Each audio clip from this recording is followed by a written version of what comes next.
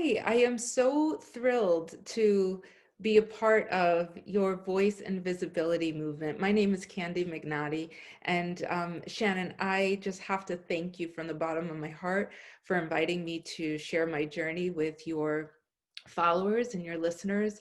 I am just so behind what you are doing with voice and visibility, and it is truly my honor to share my story of how I've been resilient through life's challenges and went from being a healer to a realtor.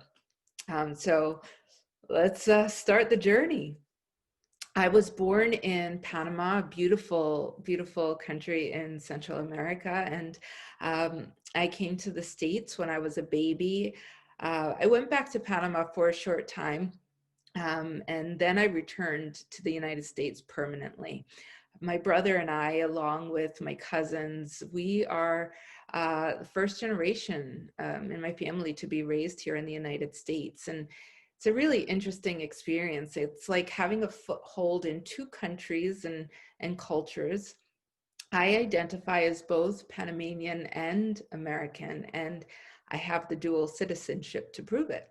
I am aware that many Americans see me as African American, but I personally identify as Afro-Latina.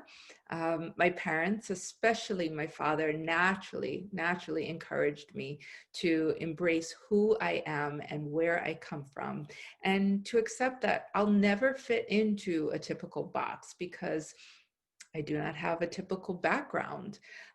People, except for other Afro-Latinos, are only really starting to be aware that we exist because we aren't really represented in American pop culture or Latino pop culture for that matter. And despite the non-recognition of our existence, I personally have enjoyed the flavor, the sabor, as we say, and the richness of my diverse background. And to that, I really want to thank my dad. As a child, I was very curious. I've always been very creative. I was a very creative child. I was also a tomboy, as they say. I grew up playing in the dirt and collecting seashells and turtles and worms. And you can see that's me hanging on my dad with my uncle, my cousins, and my little brother. I was also a natural caretaker to my brother, as you can see in the picture with me and my mom as I'm holding my brother. My parents were very hardworking people focused on achieving the American dream, which was to provide their children with opportunities that they weren't necessarily afforded. My abuela, which is my grandmother on my mother's side, she moved to the States to help care for us while my mother worked. And my mother was an executive at a local bank. And my abuelo, who is my grandfather on my father's side, he's there holding my little brother. He only came to visit us. He had no desire to leave Panama. That's my dad's dad, obviously. And my father was a police officer for the town that I grew up in, which I'll talk about a little bit more. But you know, he never wanted to leave Panama, and a lot of my family on my father's side, they never left, and they lived very comfortable and happy lives. I was blessed to be raised in an extremely culturally diverse community. Not all, but most of my friends were first generation children to be raised here in the United States. I grew up in a town called Union City. It's in Hudson County, New Jersey. It's 10 minutes away from New York City. And I had friends from all, and I do mean all cultural backgrounds, Cuban, Dominican, Puerto Rican, Colombian, as well as Italian, Irish, Jewish, Jamaican, Filipino, Hindu, and Guyanese descent. And that's just to name a few. My friends and I, we often talk about how fortunate and unique that experience was. We were a melting pot and a mixed salad in that we were all experiencing the American culture, but we were still very, very connected to our ancestral roots. And I am so, so grateful for my humble working class beginnings. It's what allows me to feel very comfortable in all settings with all types of people. And at the same time, it's what drives me. It drives my work ethic and it drives my ambition. I started working when I was 14 years old. My first job was at a local movie theater, and I did that for a couple of years. And then I started working as a busgirl on a dinner cruise ship, and it, sailed all throughout the Hudson, and you got to see the Statue of Liberty on a regular basis. It was hard work physically, but it was so much fun. I have always been naturally and authentically drawn to music. And my mom will tell you that I sang before I could speak. One of the positions on the dinner cruise ship was a singing waiter or waitress. And while I was working as a busgirl, one of the managers overheard me singing while I was cleaning up a table, and she forced me to audition with the band in front of the staff. Whew, I sang The Rose by Bette Midler. I was so nervous. I will never forget that moment. And after I was done, everyone was in tears. I kind of looked up and I saw like everyone crying and like in with pride and joy. And I was promoted immediately.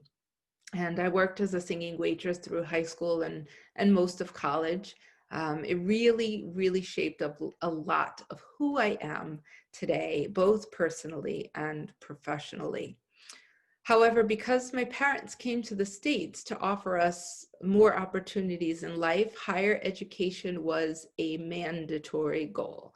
Even though I had this dream of pursuing the arts professionally, it wasn't even a question whether or not I was going to go to college. I was going. Um, my dream at the time was to go to NYU because having, lived so close to New York City, I was always in the city and I loved the energy of New York. But I'll never forget when my mother told me I needed to apply to schools within New Jersey because NYU's tuition was just out of reach for our family. So I wound up attending Rutgers in New Brunswick, and you know what? It turns out I'm really glad that I did. I've always been a high achiever. So attending Rutgers, it offered me the opportunity to actually double major in communications and journalism, mass media. And I just threw in a minor course of study in anthropology just for fun because I enjoyed learning about people. And I'm proud of my alma mater, and it too shaped me both personally and professionally. When I graduated from college, however, I decided I wanted to really, really focus on pursuing a career in the arts as a singer. I had been feeding my left brain with academics for so many years, but my creative right brain craved nourishment. So I moved to New York and I pursued music full time. And over the course of time and through a lot of hard work and a lot of trial and error and some really great fun experiences, I began to gain some traction and I obtained some really amazing opportunities, too many to list, but a couple of them that I'll highlight is this performance that I got to do in Las Vegas. As you can see there's a picture of me with John Voight, which is Angelina Jolie's father, who I had no idea who he was at the time, but it was a pretty big deal. And it was a really memorable experience. And then I also got the opportunity to co-star in a movie that was filmed in Shanghai, China. So I went out to China for a couple of weeks to film the movie, and then I went back after a year to help promote the movie. And I was able to tour 4 cities in China, Shanghai, Shenzhen, Guangzhou, and Beijing. And as you can see, those are some pictures from that tour experience. And it's just something I will always cherish. And I was really, really beginning to realize my dream. But things at home were starting to fall apart. My dear brother, Colby, who that's him and I in a limousine, actually, after my event in Las Vegas, he became very ill from a rare illness. And I began to struggle with focusing on pursuing my dream and being there for my family.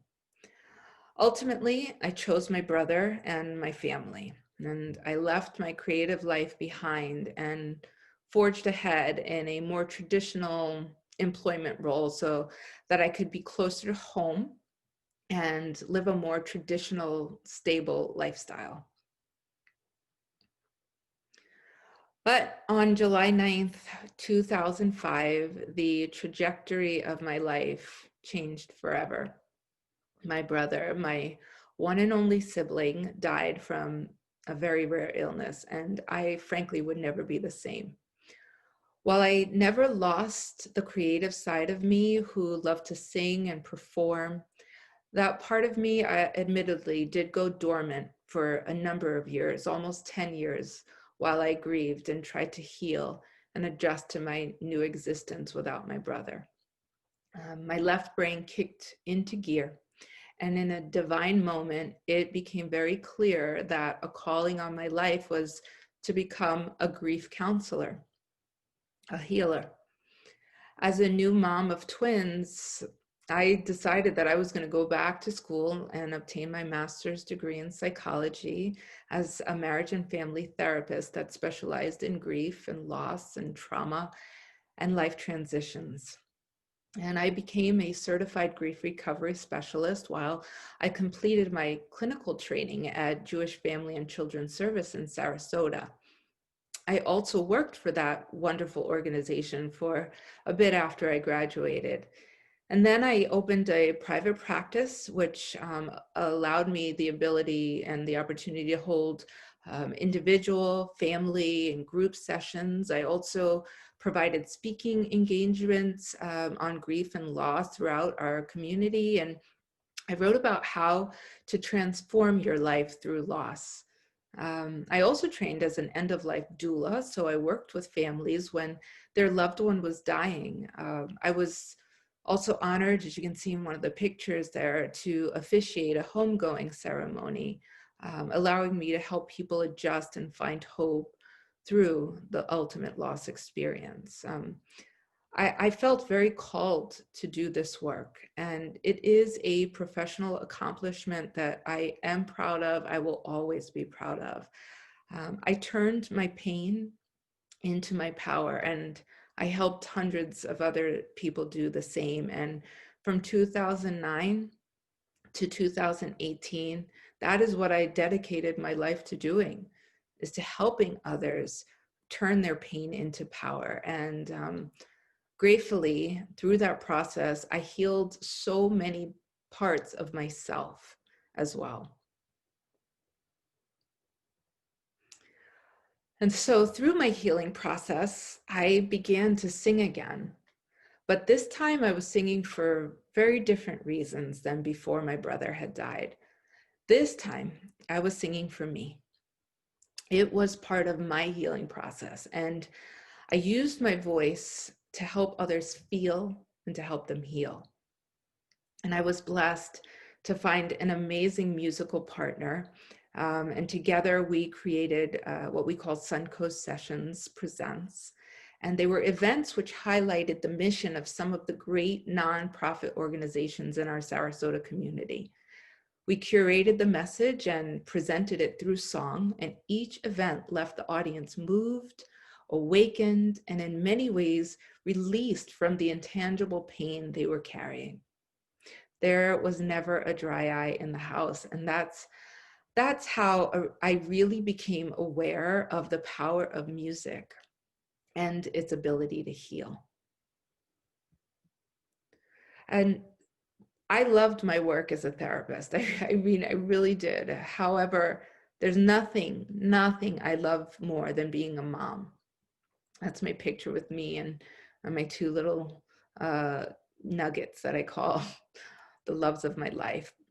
Mom is my most favorite title of all. And I have twin daughters, and part of why I was so determined to heal myself was because I have these two amazing daughters that God has blessed me with to raise.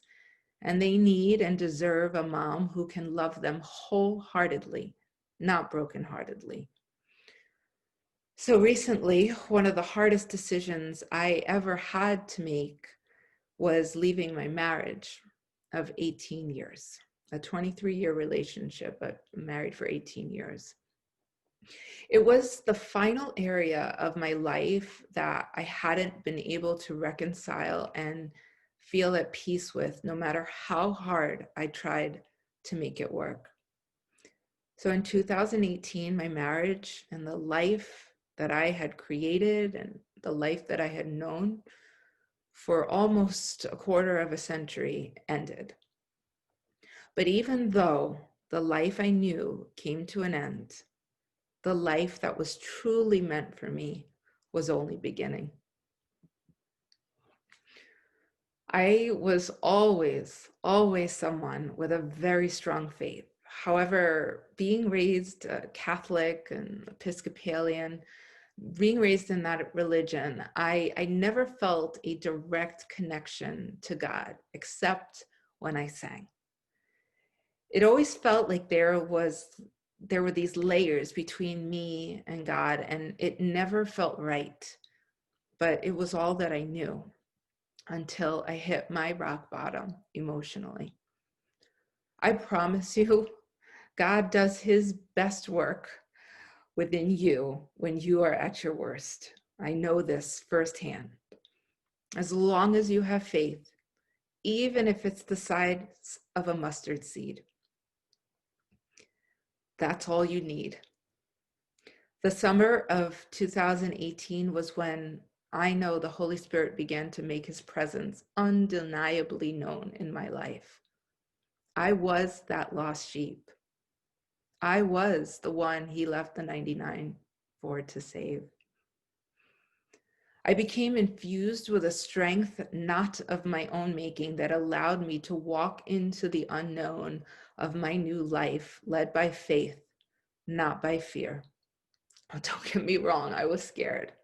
I was, but my faith was so much stronger. And on November 4th, 2018, that was the day, and you'll see in the pictures, that was the day I gave my life to Christ. And I have not looked back since.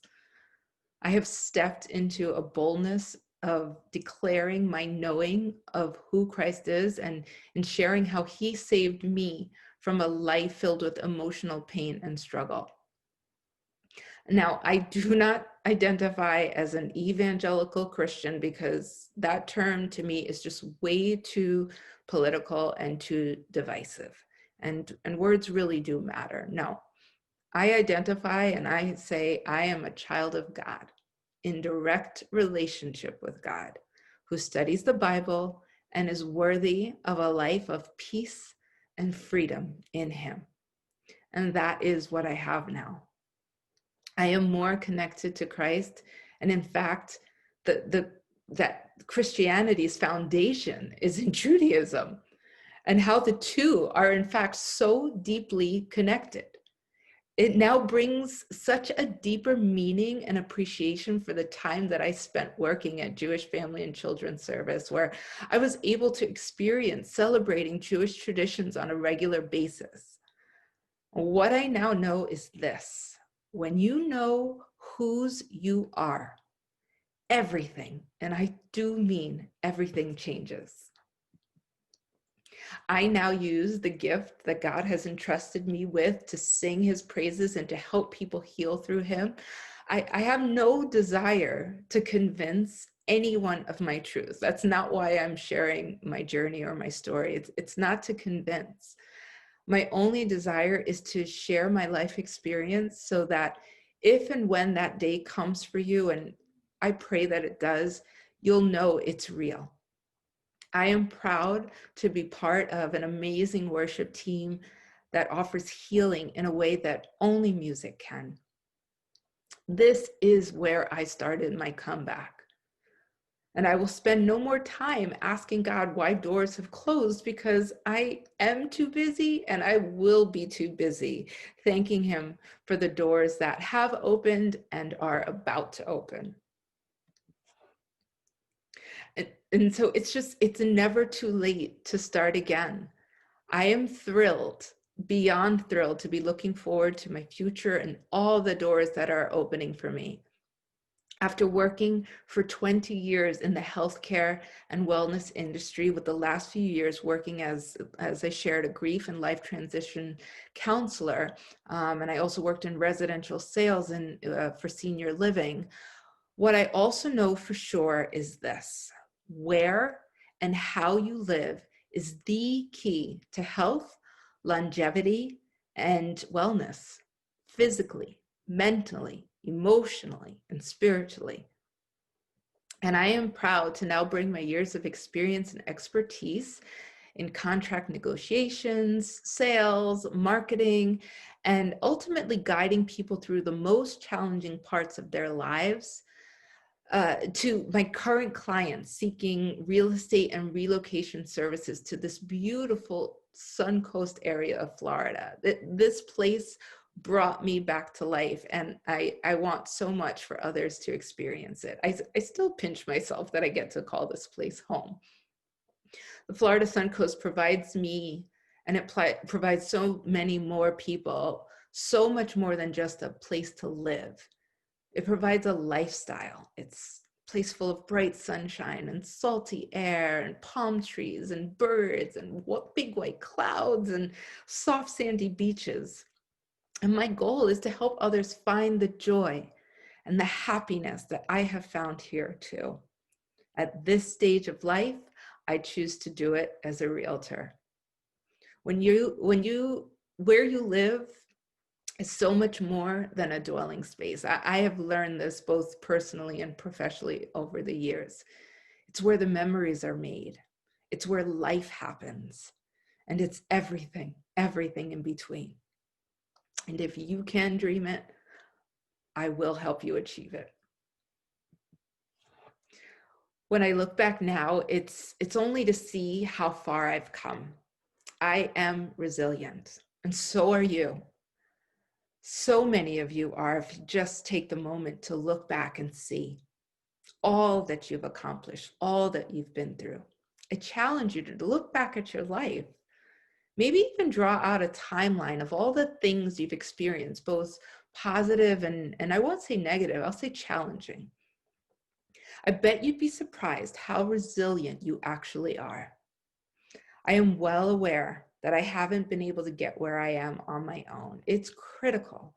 It is so critical who you surround yourself with and how you choose to spend your time.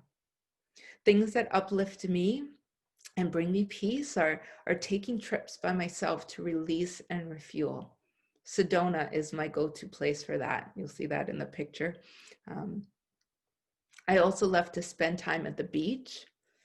It's my most natural place to exhale and regularly connect with, myself and God.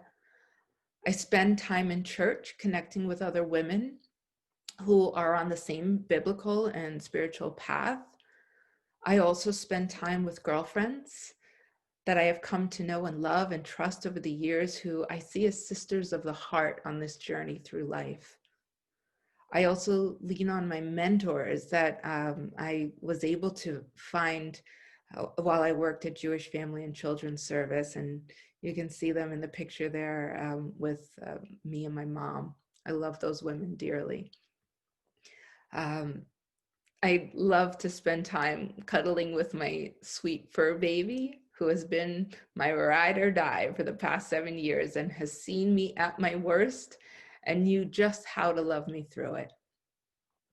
I am also so very grateful for my mother, who taught me how to mother and love my daughters unconditionally and wholeheartedly. And my wish for all women who ever hear this is to know your worth Know your strength, know your abilities. And it's okay to put yourself and your needs and your desires and your dreams on the list. Selflessness is a strength, but it can become your greatest weakness when you give others permission to exploit your kindness. I learned that the hard way, but it's the lesson that has strengthened me the most. And always remember, you were never meant to play the supporting role in your own life. Be the bright star you were uniquely designed by God to be. And it's not how many times you get knocked down that counts. It is how many times you decide to get up. That's resilience. And that's in me. And I promise that's in you too.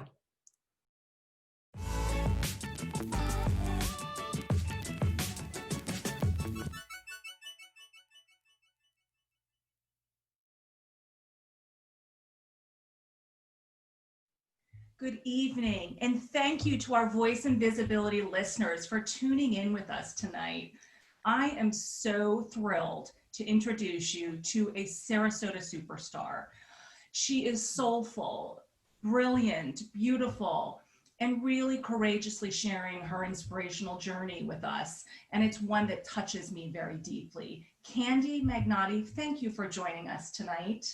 Oh my goodness, Shannon, thank you for having me. Thank you for asking me. I'm so honored and thrilled to be part of your voice and visibility movement, your tribe of women that are all about empowering other women. So it's my honor. Well, thank you. And we're thrilled to have you in the tribe. And, you guys have heard Kandy's story, and it really does epitomize the mission of Voice and Visibility, which we set out to empower women, expand networks and opportunities, and elevate the voices of diverse women. And so we've grown over the last 2 years to several thousand women through our events and our online community. And tonight, I really am just privileged to allow our listeners to get to know you a little bit more. So I wanted to, just begin and frame where we are in this moment in time. It's the summer of 2020. You and I were just chatting. We're both moms. And Yep. this has been a really complicated time for all of us, right? Without a We're enduring the COVID pandemic. We are, all of us, struggling with professional choices and personal and parenting choices. We've also been witness to some of the most significant racial tension and divisiveness that you and I were saying in our lifetime we've witnessed. And part of our mission is to galvanize the collective spirit of women who are solutionists, who are, like you, able to bring gifts and assets in all different sectors to this moment in time. So I want to begin, Kandy. I want to help our listeners get to know you and get to know your background. And I really want to talk first about diversity. I want to talk about the truth that, the new majority in America is trending towards brown. It's Black, it's multiracial, it's Hispanic. In fact, we know that California and Florida and New Jersey are among the most diverse states in America. And they are the new majority. So whites are the minority in those states. Florida hasn't quite flipped over the 50%, but it's on trend to. Mm-hmm. You were raised in New Jersey. Yeah. And in your talk, you said it was really an authentic melting pot. Tell us more about your childhood. What was it like growing up in New Jersey? Oh, I look back at that time as such a gift. I didn't realize until later on, once I started undergraduate college at Rutgers, what a unique experience that was. I thought everybody lived like that, right? Right. But no, that wasn't the case. So, Union City was known for, we teasingly called it Little Havana. It was very diverse in varying different Hispanic cultures, but very, very Cuban focused. So I kind of say I'm a little Cuban by osmosis. Yeah. living in the area. But no doubt, I mean, I look back at that time, and I mean, every one of my friends were from different regions of the world. But what was the thread that kind of unified us was we were all, for the most part, first generation children being raised in the United States. So whether they were from, Cuba or Italy or Ireland or Israel or wherever they were from, we were all first generation. So I say we were a melting pot, but we were also a mixed salad in that we were able to keep our own identity. The culture that I came from, my friends embraced it. The cultures that they came from, I embraced. And, it was, I won't say it was utopia. It wasn't. We had our challenges. We were a working class kind of community. But one thing that really, really kept us connected and together is that we were all there to achieve something. Our parents brought us to the United States so that we could work hard, achieve the American dream, go to school, do your best. Like there was, that was the expectation, and we didn't even question it. Nobody questioned it. Well, I just think it's so fascinating, this thread with the immigrant kind of vision of the American dream. Education has always been such a driver. I know for my husband, who's Jamaican American, education above all else, my mother-in-law always says, right? Yeah. And so tell us a little bit more about your Panamanian roots. I love how you say I'm a proud Afro-Latina. Was there a big Panamanian community there in New Jersey? And did you speak Spanish in the home? Tell us what was it like in your childhood home? Yes, yes. Well, I'm so glad I get to speak about this because no, there weren't that many Panamanians in. Really? I was the anomaly. I actually have met more Panamanians having lived in Sarasota for the last 10 years than I did living up in New Jersey. I mean, obviously I had my family, but Sure. and we spoke Spanish was spoken in the home, but my parents didn't speak directly to me in Spanish, or me and my brother. They would kind of speak to each other in Spanish as a way to like talk so that me and my brother wouldn't understand, but then Sure. eventually we started understanding. And we were constantly surrounded by Latin culture. So anytime I went to a friend's house, their parents often spoke Spanish. So it was just always there. I don't speak it so beautifully and fluently the way my parents do, which is, one of their biggest regrets. But I understand it because it's just in my DNA. It's just such a comfortable sound for me to hear Spanish speaking. So sometimes I would sing in Spanish. I actually feel the music a little differently when I do sing in Spanish. So yeah, I mean, it was just such an amazing experience. My father used to travel back to Panama several times throughout the year. My abuela and abuelo would come and visit. At some points, my younger brother actually went back with my dad. So we were being raised in America, but we were still very, very connected to our Panamanian roots. And I love that you're saying, and this is part of where I see these new diverse states, and I see the future kind of like you described in New Jersey, which is this constellation of networks and friends and probably classmates and teachers, all that can and should be proud of their roots. Oh, yes. And there's similarities, but there's also very unique differences in each other's backstory. And then when you arrive at school or you're in your neighborhood, I love that you said this common educational pursuit was really important in your family. Tell us more. I mean, were they super strict? Were they like, you need to get straight A's? Or how did it play out? Because I think for many parents these days, we all want our kids to achieve academically, but there's something in the immigrant experience. They're typically very successful at driving education for their children. Yeah, that's a good question. And it makes me sort of ponder on how that came about from my family and for my friends in the community. I have to say, I don't think it was something that was, it wasn't an oppressive feeling, like Mhm. have to go to school or Yeah. else. It was just an understanding.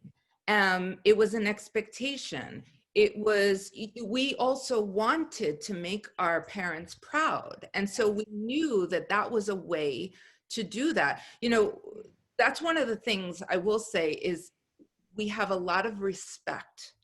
We, as children of immigrants, we are just fused with a level of respect for our parents that I, I don't exactly see today. I hate to say that, but there is a I think difference. it's the truth, Kandy. I mean, honestly, and you and I were talking before the segment started about my real interest in, white identity and looking at the intersection of class. And I think it's truthful. I think something that privileged, particularly privileged white families can and should learn from the immigrant experience is, wow, there's something beautiful in children understanding there are hardships in a parent's journey. Yep. And it doesn't always have to be, not all immigrants come here and struggle financially or with linguistics, but there is something there. And I think somehow dominant culture has like this authoritarian, parents are untouchable. I think it's complicated for kids to navigate. Where's the humanity? Where is there a pain point? I didn't know, dad got laid off from the job. And I try to, back in my therapeutic days, say, be real, be human. That is there's something in, and also in this collectivist culture that we see in the immigrant community, that sometimes in the Euro culture is a little more me-centric. And I Yeah. think those kids miss out. So I see it as not a judgment, it's just an observation and a Yeah. commonality when I interview and speak with folks who have kind of that immigrant background, the love of their family. Yeah, it's so critical. And there's obviously something that worked in the mix of us living in that community at that point in time as well, because pretty much every single one of my friends has gone on to become very successful. And even if they weren't direct friends of myself, just people from that community, Robert Menendez, our senator, he lived around the block from me, and his wife was my his wife at the time was my health ed teacher. I mean, I walked past Bob Menendez's home on a daily basis. Esther Salas, I don't know if you know her. She's a district judge who was appointed by Barack Obama. She went to the same grammar school that I went to. There's a really successful DJ named Eric Murillo who lived 2 blocks away and went to the same high school. I mean, and his music has been featured in Shrek, and so we were a community that, like I said, working class, but the expectation was that we were going to do whatever it took to make our parents proud. And part of how we did that was staying in line and being successful in whatever way that looks. I mean, some of them are school psychologists, veterinarians, ophthalmologists, attorneys. I mean, everyone has, for the most part, has become some sort of professional success. Well, it's fascinating because, as you're saying, that spirit of like accomplishment and education and pride, it's so inspirational. And I think I want to transition a little bit now and talk a bit more about your family. And you were very courageous and honest about your heartbreak, Kandy, of losing your brother. Yeah. And I'm so sorry that you had to endure that. And it sounds to us like that loss of your brother, Colby, kind of started a journey for you looking into areas of grief and healing. And tell us how that journey healed you, Kandy, and how did you evolve through so much pain? Yeah, I ask myself that question sometimes too. I definitely know for sure there's no way I could not have got through that without my faith, and my faith deepened. And you saw that in the talk that I did prior to this interview. But another part of it is my family. I realized that my family is not huge. You know, it's really just, it's me, my biological family. It's me, my mom, my dad, and my brother. That was the core unit, right? And when a loss like that happens, it highlights the cracks in the foundation of a family. And you can either be torn apart or brought together. And by the grace of God, somehow that brought us even closer together. So, you know, my family was not perfect. We had a lot of struggles that we went through as a family unit. But through my brother's death and the way that we chose to um, deal with it and accept it, it brought us all closer together and then allowed us each to start on our healing journey. So I just think my brother Colby was an angel that was sent to us, and we're actually born on the same day. Oh, is that right? Yeah, yeah. Oh, So we're wow. very specially connected, and you know, he still lives in our hearts and our minds and our souls today. My daughters know him. I talk about him with them, and they know that, you know, their Uncle Colby is an angel that watches over them. So, you know, it was a tragedy, but it changed the trajectory of my life. And I know I did what I did as a therapist in the way that I did it and as successfully as I did it because of that experience. Well, I want to speak to that because I just feel compelled to share with our listeners. You know, Kandy and I collaborated on a trauma case locally, a child who had very traumatically lost his father to a homicide. And when Kandy came in to work with this young grieving child, the angel energy was in the room. I mean, he kept saying, "When is Miss Kandy coming back?" And you would do intensive grief work. And you know, Kandy, I just think you're special because I think when you're able to take that pain and channel it into a career for over a decade of serving others that are grieving children. The work that you and I collaborated on was through the educational work I did at Visible Men Academy, the school that Neil and I started. And I was always so concerned, Kandy, and I know you were too, with the volume of trauma that our students had experienced. And I want to know, in your decade of doing grief work, how you experienced trauma, particularly in the Black and Brown community. I felt frustrated. I felt there weren't resources. I felt that behavioral challenges that students of color were manifesting in the educational setting were directly linked to their trauma. But Yes. there was no way, and we hired social workers. I started a social work intern program, but I was like, every single one of the students in this building has some trauma. So we're going to invest in mental health. And at the time, it was really unheard of when I was saying to my founding team, no, we need way more than just me. We need multiple collaborators like Kandy. We need to really look at this mental health pathway. We were unique, and it's still a challenge for them to get all that funded.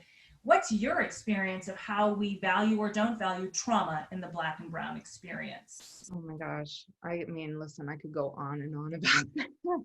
I'm so glad you asked me that question. I won't go on and on, but I will share that I also shared the frustration because I was on the front line, working in all sorts of communities, dealing with trauma.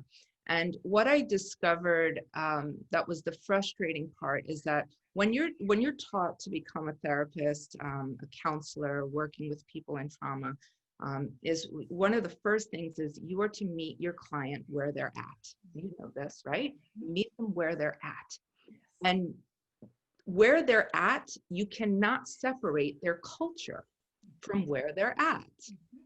And what I saw was too much of this savior mentality, Yes.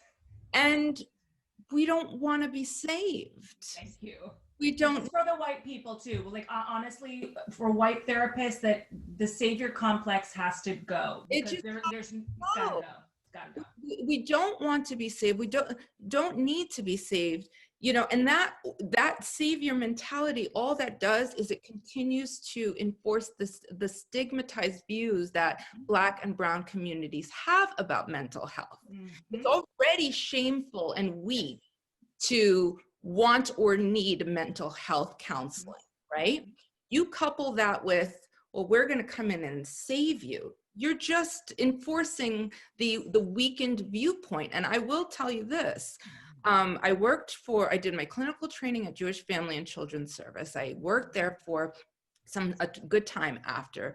And I worked in a particular program where we counseled men who had been incarcerated and they were to reunify with society, with their children. And part of what they had to do was come to get counseling. I will say that 95% of the people who I worked with were white males. Okay? Yes. And the narrative that was being displayed at many of our meetings, not within the organization, but outside within the community, was this savior narrative. And I was like, wait a second, I'm sitting in the room with these people. And if I have 2 or 3 or maybe 4 max men who are of Hispanic or Black descent, that's a lot. And that's not because it was Jewish Family and Children's Service. It served all, okay? But it just speaks to who was actually coming in for service, who was actually receiving the service, and the disparity in how that was being presented to the community. Okay, so what you just said is so critical, Kandy, because in all my years as a social worker, I crediting my graduate school at Smith, we did a lot of clinical looking at race and grief, and looking at the different ways folks grieve. And what you're just describing, there were 2 thoughts that come to mind. Number one, there aren't enough grief counselors of color that have the cultural competency to say, I think you probably would agree with me that the Panamanian culture is going to grieve differently than a Greenwich, Connecticut, white Anglo culture. And so when we have a mental health system that is a little bit too entrenched in the white Euro way, the right way to grieve, that's problem number one. And then problem number 2 that you just highlighted was white people need to start looking at white people's issues, because the white men you're describing that are really highly represented in our state of Florida in the prison and addiction and criminal justice system, there's a lot of work to be done there. And it's not savior work, to your point. None of addiction work, grief work, and mental health is about saving. You can't. It's about the dignity of someone's own path. And how I'm sorry to interrupt because I don't want to thought, but it's the difference between coming from a savior perspective versus a servant perspective. Oh, I love that. Okay. I love that. Because our only savior, whatever your religious belief is for me, it's God. That's who the savior is. Yes. My job is to serve. And so when you come from a place of serving, then you are more able to meet people of all different backgrounds where they're at. And it's an equal playing field. And part of what I love, and again, for those young listeners that might be looking at mental health or going into these pathways, it's critical to remember what Kandy said. You start where a client is. You are there to serve. You are there, and we talked about this before the segment, Kandy, to translate potentially with the skill set that you have, what's in their soul, in their broken heart, in their community, and how to help them get back on their feet, how to mend themselves. And gosh, I could go on forever with Kandy, and I have a little reveal that you're going to be hearing more from Kandy in multiple ways. But to transition us from this notion of grief and voice and dignity, you said in the segment that when you sang, you stopped singing for a while as you were grieving, and then you found your voice again. And tell us more about your healing through your your voice, and you're performing, which you all are going to get a sneak peek of one of Kandy's beautiful songs at the end of this segment. So listen to the end. But talk to us about what song and singing brings to your world. Oh my gosh, it's literally everything. I can't imagine existing in this life without having that ability. It's a gift. The way that I see it, it's a gift that God has bestowed upon me that I am to honor and respect and use, for his glory. It's for me, it's how I connect. For some people, that where they are able to tune out and tune in, some people do it through running or through cooking or through painting or, travel. It's whatever, whenever your soul comes alive in that way, that's your gift. That's how you connect to your higher power. And that's sort of how I used to work a lot with clients. I didn't specifically talk about my interpretation of religion because that would not be meeting people Sure. where they're at. Sure. I knew it so strongly for me that I knew that if I could help my client find that in them, then they would be able to heal. They'd be able to heal themselves because I would just be serving and then leading them to their savior, whoever that may be. Kandy, it's so beautiful. I love that. And again, I want to share with our listeners, I heard you sing several years ago in Sarasota at the Florida Studio Theater. And spoiler alert, the song you sang was Blackbird. And I saved it on my iPhone. And I want to share with you that I listened to that song probably 1,000 times. And the gift of your voice and your soul, because it's so evident, you guys are going to hear at the end. It was so beautiful, and I needed it. And so music as a healing gift for your journey and also what it brings to others is so lovely. So just thank you for your voice. Thank you. I have such a hard time, and this is something that I'm learning to do too, is like receiving that. But I always give the glory back to God because I don't own any of that. I wasn't trained to do this. I didn't ever take a singing lesson. So when I say I know that it's a gift, I know that it's a gift and I honor it. You but do honor it. It's clear how beautifully you honor it. And, my final question, which I'm excited for our younger listeners to get to know Kandy, because you epitomize to me this multifaceted woman, like clearly soulful, and through your own journey have found and reclaimed your voice. Now at this stage in your life, you are entering into the business sector. And you and I have chatted, after both of our decades of service, right? And that part of us will always be there. I know you're still involved in service in different ways, and so am I. But the business sector is a whole new playground. I personally love it. I find, I'm older than you, but I find at this stage in my life, it's incredibly empowering. And I think I was a tad underexposed to the power that can come as a woman when we talk about money and value. And investments. And so talk to us about your journey into real estate and having, I'm sure, a portfolio of homes of this beautiful Sarasota community that we live in. But how is this world? How do you like it? First of all, I love it. I am a natural entrepreneur. Yeah, I love the entrepreneurial world. I've always had that kind of business entrepreneur spirit. It's just not something that was always it's not something that my parents really, it wasn't their world, and it wasn't that they said, yes, go be an entrepreneur. Go start a business. Yeah.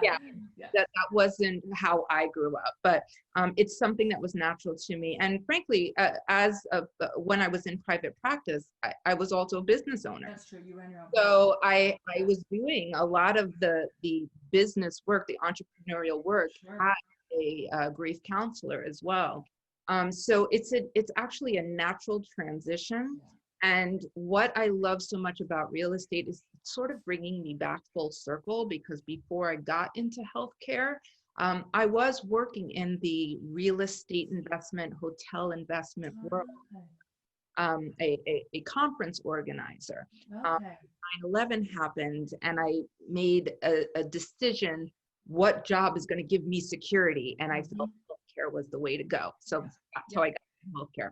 But so this feels very full circle, and I love real estate. It just brings me such joy because your home it's just more than a house. Yes. It's where all your memories are made. It's where the good and the bad happen. It's where life happens. And I love, I mean, can you tell? I love the Suncoast. Well, I love it. I mean, you guys have to follow Kandy's social because I mean, obviously she's gorgeous and you'll see her pictures of the beach, and I think no one could sell the beauty of the Suncoast more than you. And I think really what's so authentic is you love the lifestyle.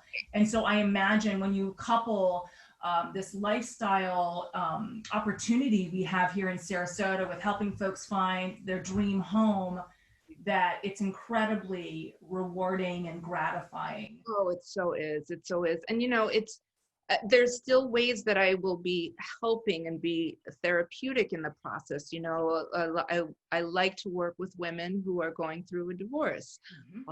I like to work with families who have to downsize because their elderly parent has to be admitted to an assisted living facility.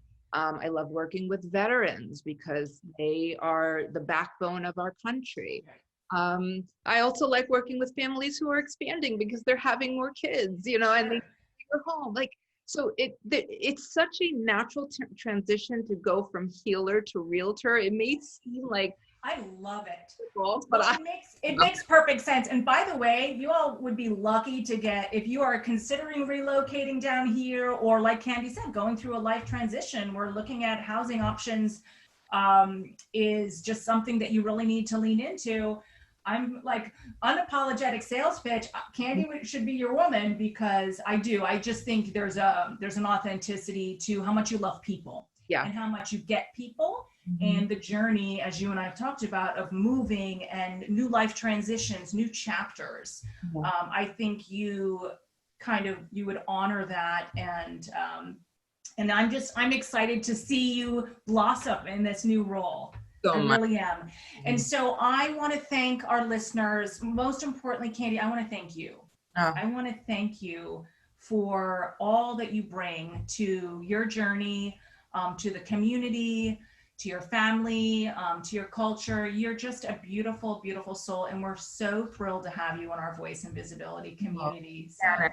My honor. I thank you so much. And I can't leave without saying that I ditto. It's back at you, because we need women like you to be able to step up and have these kinds of conversations that aren't always easy, but they're necessary. And there's ways that they can be had where we can actually come together. I was saying before that you're kind of a translator. You're able to translate what it is we may not want to hear, but we do need to hear in a way that's palatable and digestible and can actually offer change.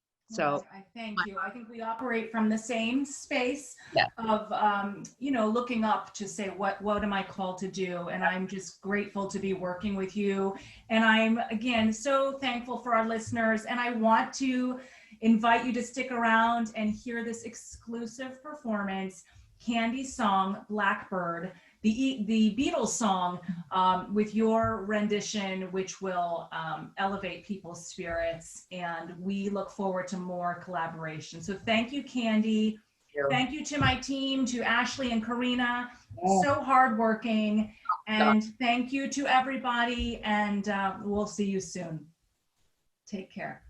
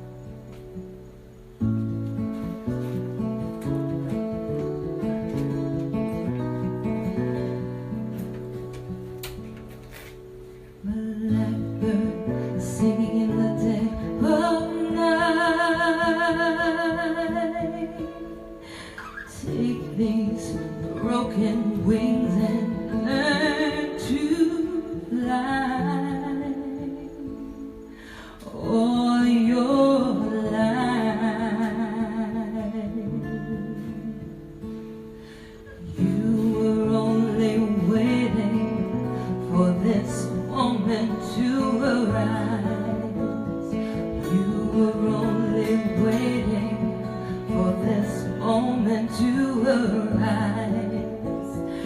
You were only waiting for this moment to arise.